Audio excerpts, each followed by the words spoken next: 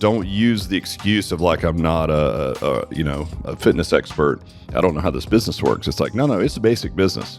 Customer experience is the same whether you're going to, again, buy car tires or do a personal training session, right? It's like there's a customer experience around it. You should know through the lens of the consumer what that should feel and look like. And we're going to teach it to you. Yeah.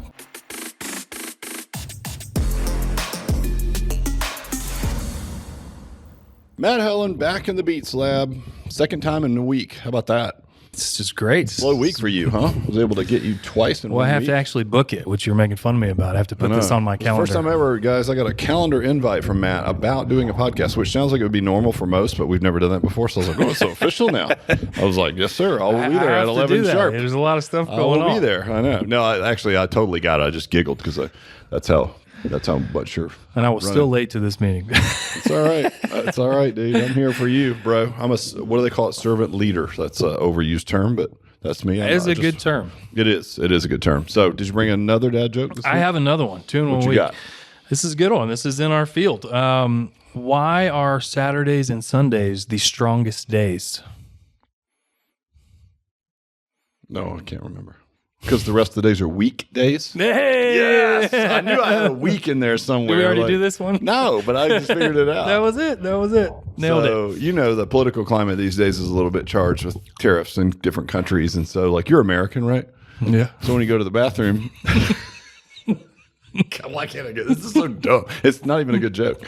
So when you go to the bathroom, you're American. Yeah. And when you leave the bathroom, you're American. But what are you when you're actually in the bathroom? I don't know. European. It's a classic. Thanks. It's a classic. I think I probably told that in middle school. Oh, it's so bad. That's great. Yeah, thanks. I appreciate that. I was kind of happy with that one, actually. We got to set it up with some current events. You know, like that's like next level. Like if you've been dad joking for a minute, you can kind of work it into some kind of current event. You're just on a whole nother level with your I dad am, bro. jokes. Like, I mean, what do you think I spend all my time thinking about? I'm air quoting thinking. Well, the other day you were just setting Chat GPT images.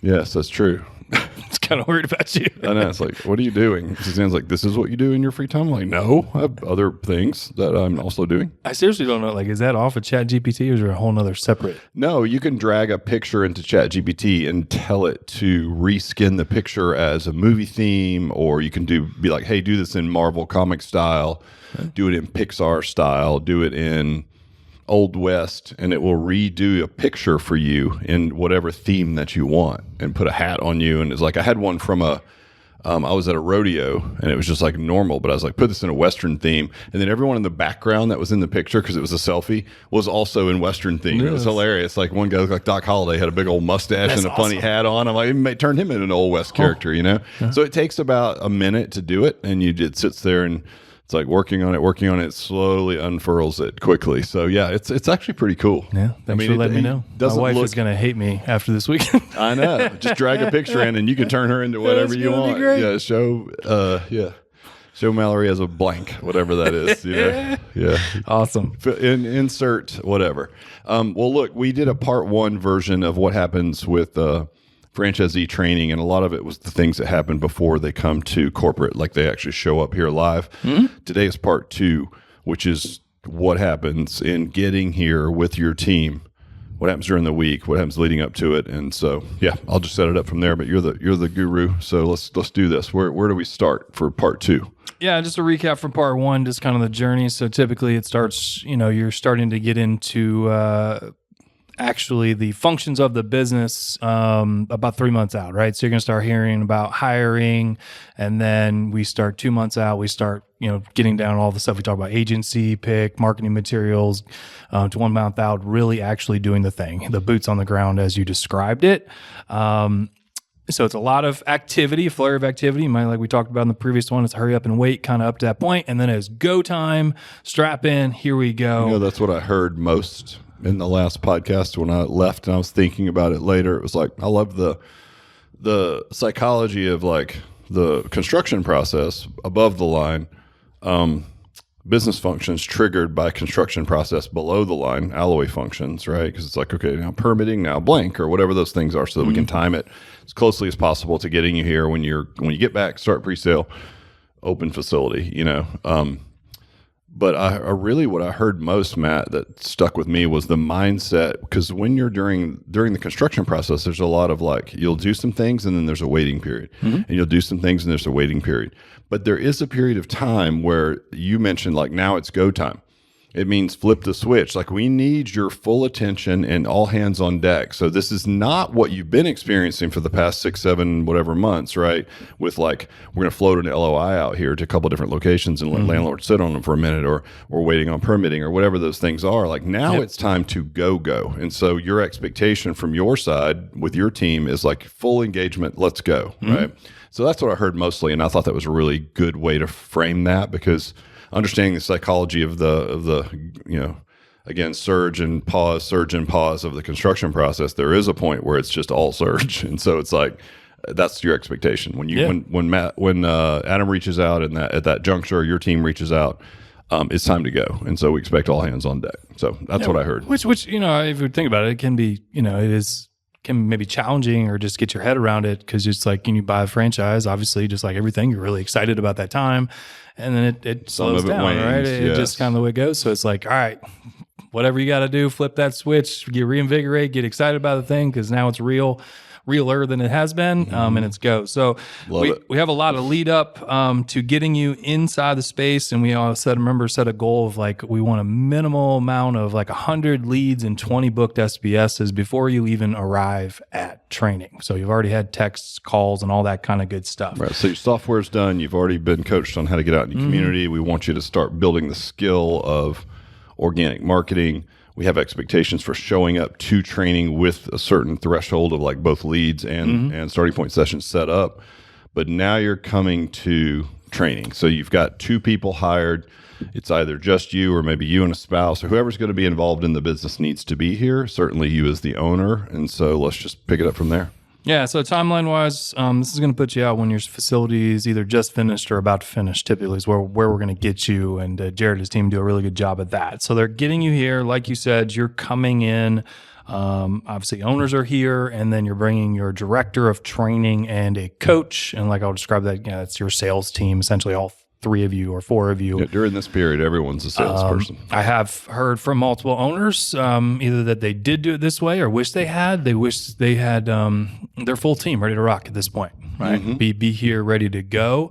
It's easier than showing up and trying to train somebody after you leave. And that's the expectation that we set. So yeah, but even I've had, our friend Mike, he brought 3 people. Right. Actual training. He brought like his full team was here, even his other coaches. Well, that's why he does well.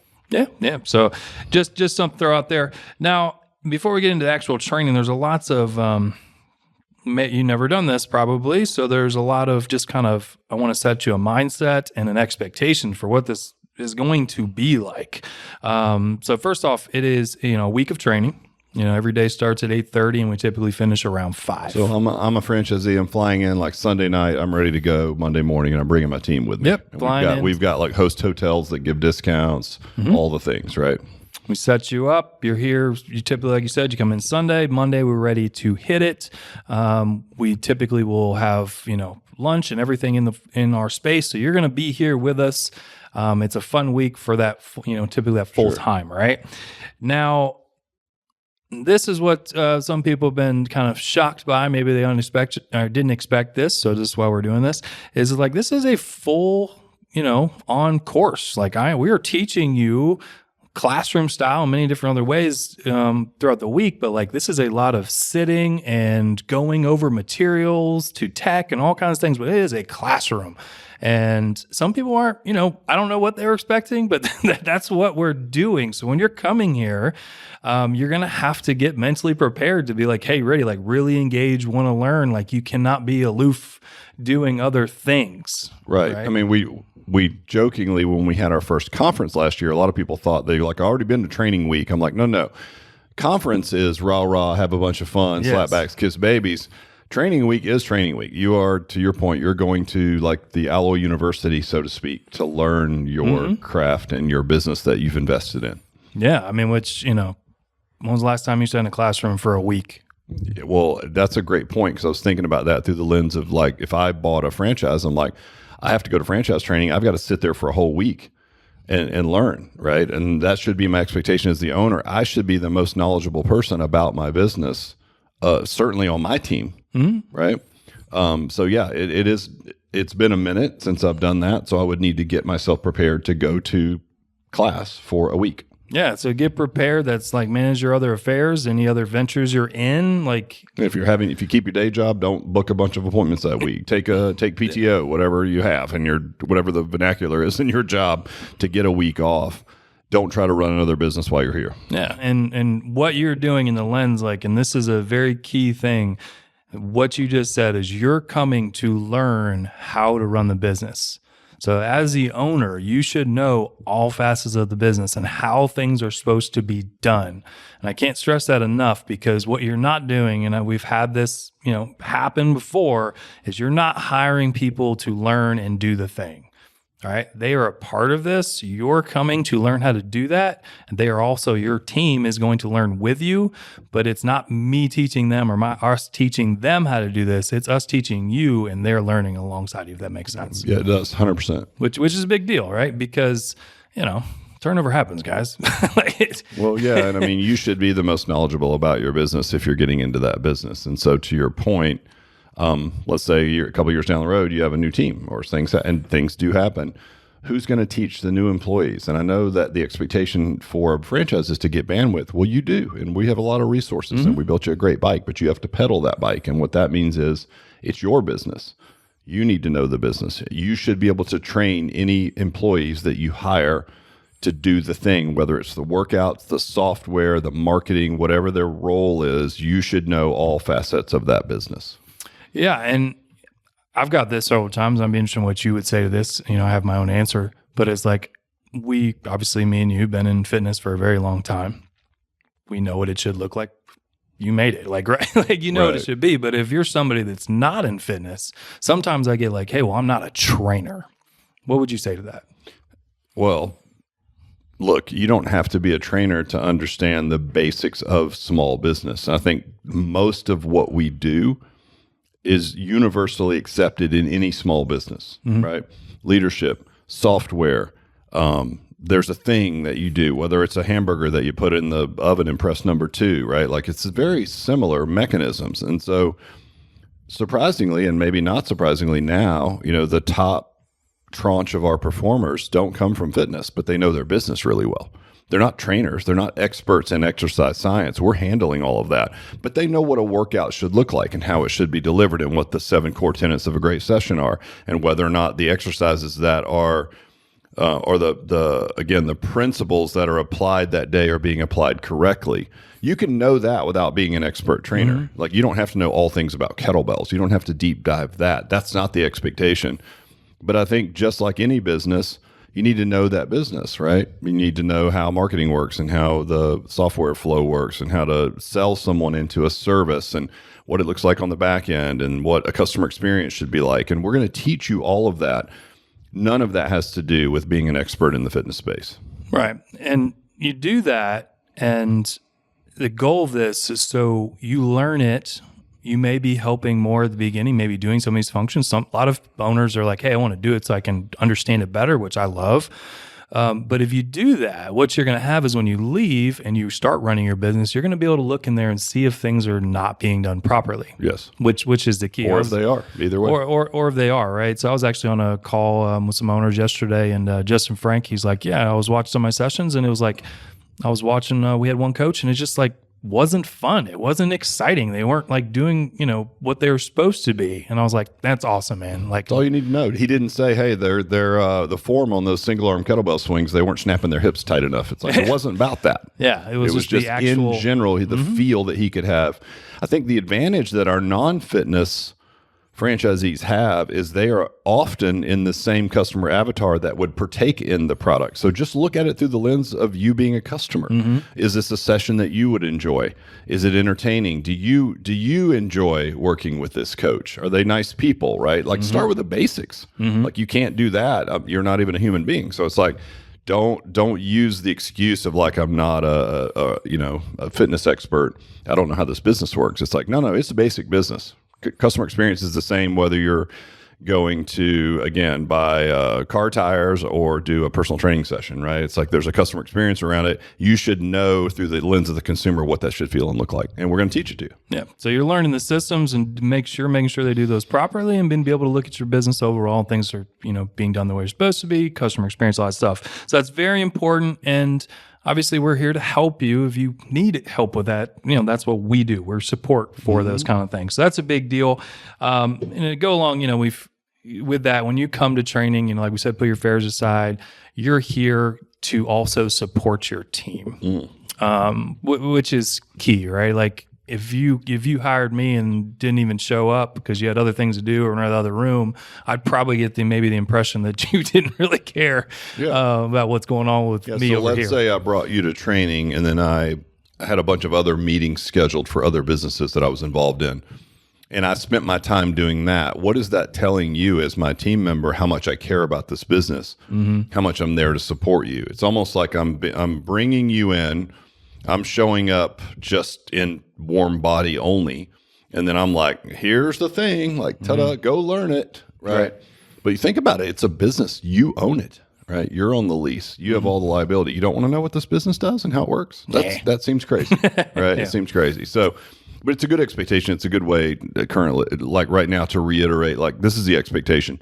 Be engaged. Not only do you need to know it, but it speaks volumes to your team as to what kind of leader you're going to be and support you're going to give them. Can't show up for them in training. It's probably not a good sign for them, whether it's true or not, as to how much support they're going to get in the fuure.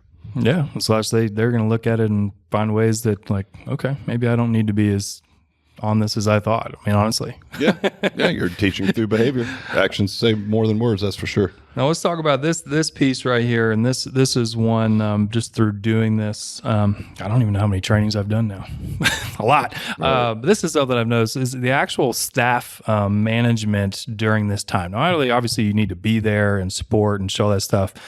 But something I've noticed through this is it's an interesting scenario because you're going to be hiring, say you're the owner, you're hiring people that are personal trainers to do a thing, and then you're going to take them to a place that they're going to teach you how to do it, but it might be different, right?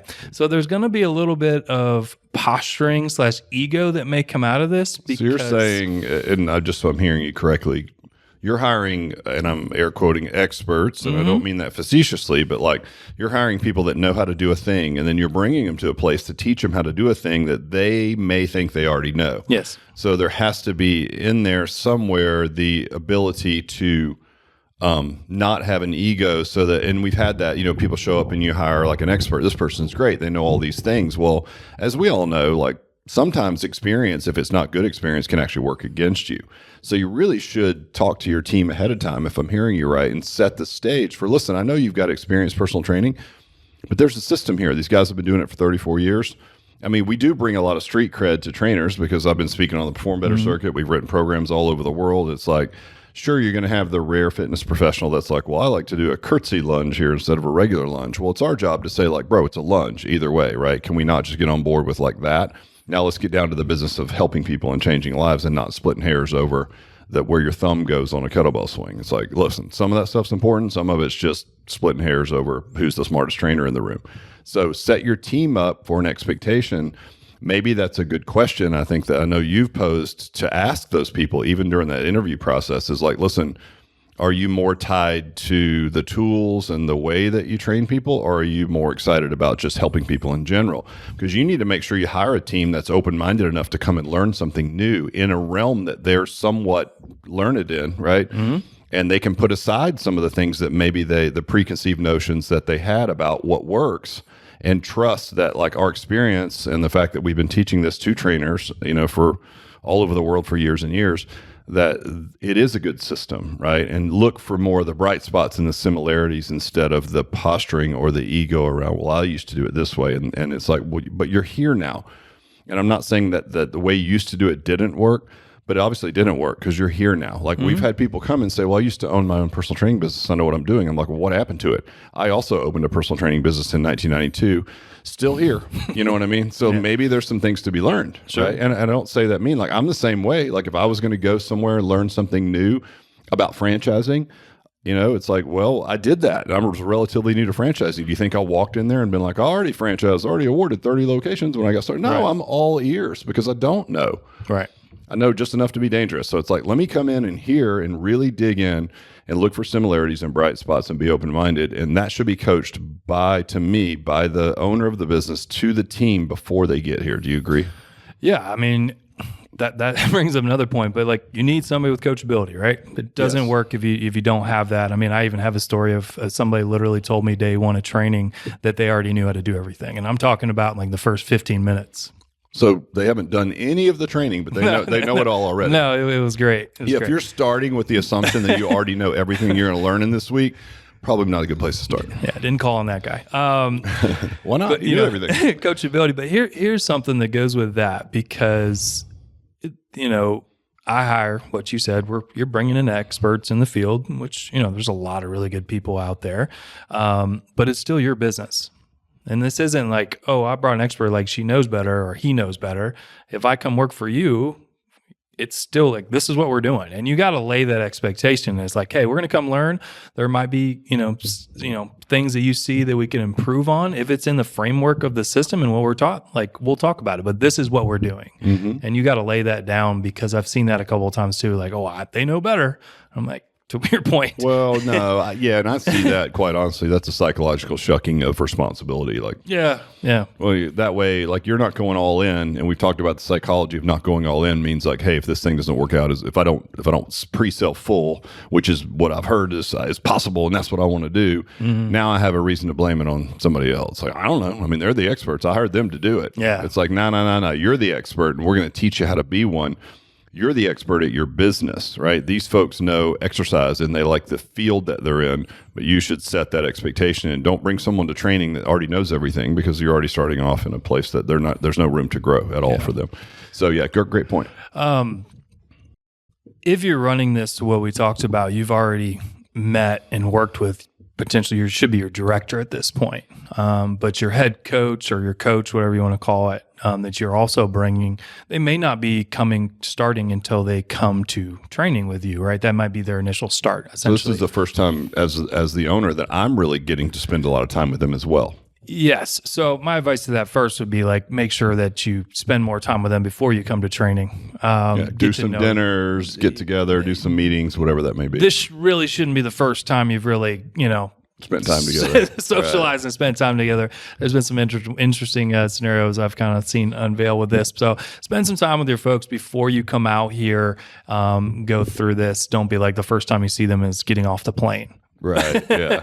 Well, yeah. And like, what if you don't like them? Like, it's not fun to find that out halfway through training. Yeah. That you guys don't like each other and you can't work together. Uh-huh. Right. Like, figure that out beforehand. Yeah. And then, with all this, we've mentioned just quick, make sure you go, if you're hiring and all that, make sure you talk to other franchisees. There's a great resource. Many people have already gone through this and experienced. I think what you'll find is most franchisees will say what you'll hear us saying, which is like, should have been more engaged, should have brought an extra person, whatever that is. Like, more training is a good thing, right? We rarely have people say, I really wish I hadn't had my whole team there and, I wish I had paid less attention. Like, no, never going to happen. So, yeah, to your point, I think the things that we're saying are based on experience that we've had with franchisees, and I think the better franchisees would say the same thing.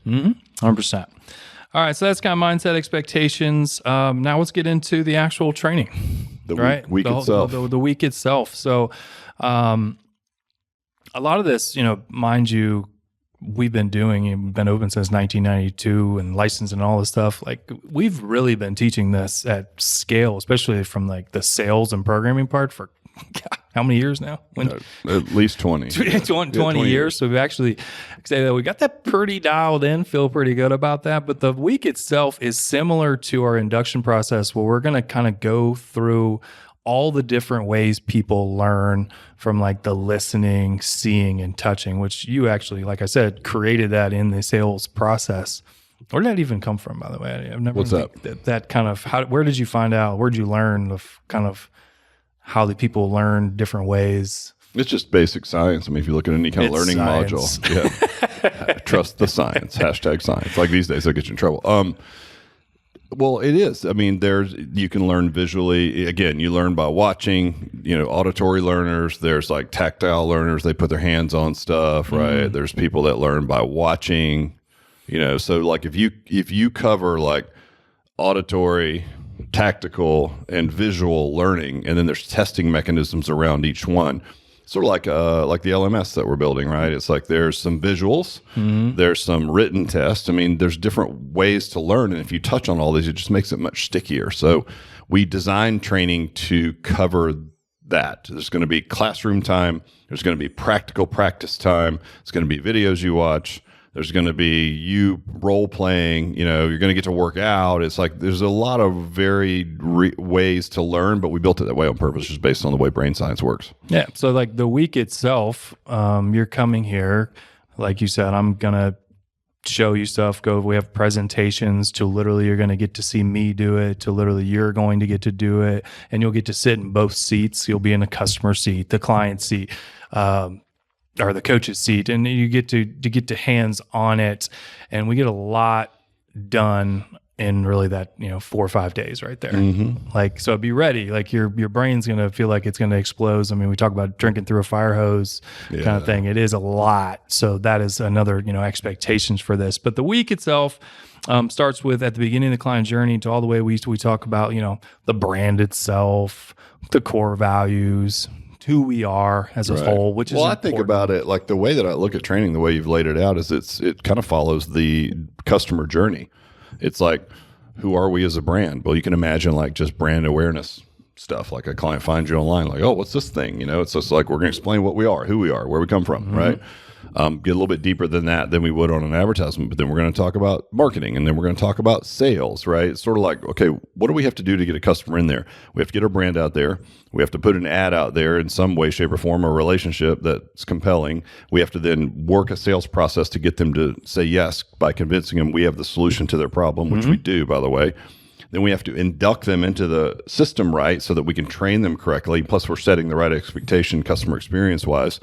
Then we get down to the actual training itself. Then there's all this customer service stuff that kicks in on the back end, those poles in the ground that you talk about to keep that electrical line from sagging too much. So where do these little uplifts we can give people over time? All that stuff's baked in, but we teach it sequentially like that. And you guys do a good job of sort of bringing it back around at the end of the week, and we connect all the dots as if we're inducting a brand new customer from like, hey, I'm interested, all the way through to they've been here for 5 years. And I think that's the right way, because sequentially that's how you onboard a customer, right? And the training follows that perfectly, which I think is brilliant.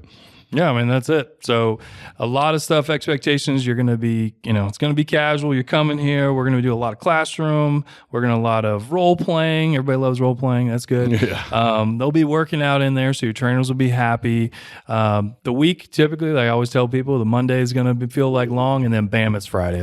We're done. You're out of here. Well, most folks that come here, they're active, certainly on the team side of the director and the coaches, and so it's a little more sitting than they might be used to on a day or two, but then you get up and moving, and so there's a lot, again, different ways to learn, a lot of hands-on, a lot of classroom time, but just expect you're coming to take a 1-week course at Alloy U. And so at Alloy U, put your student hat on, right? Don't be a critic, be a student, and get in here and learn and be engaged with your team, and make sure your team is prepared to be engaged as well.